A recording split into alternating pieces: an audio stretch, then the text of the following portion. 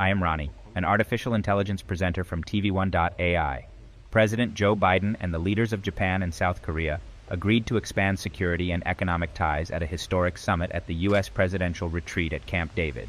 Their meeting and agreement comes at a time when all three countries are on the verge of escalating tensions in their relations with China and North Korea.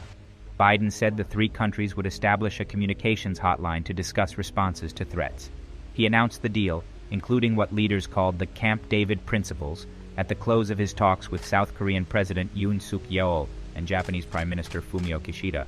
The U.S., Japan, and South Korea agreed to a new obligation to consult security pledge binding them to talk to each other in the event of a security crisis or threat in the Pacific.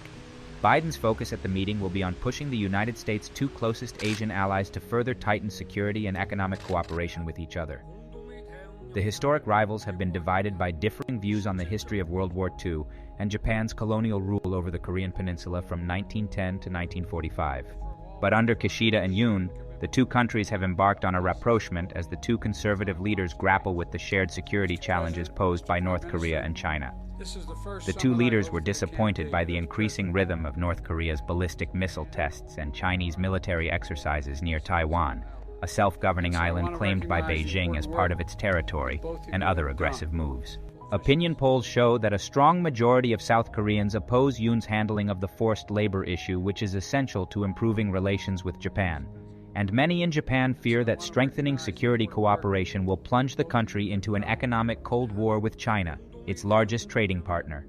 Biden's predecessor and potential successor, Republican Donald Trump, baffled South Korea during his White House talk of reducing the U.S. military presence on the Korean Peninsula. I am Ronnie. Thank you for watching.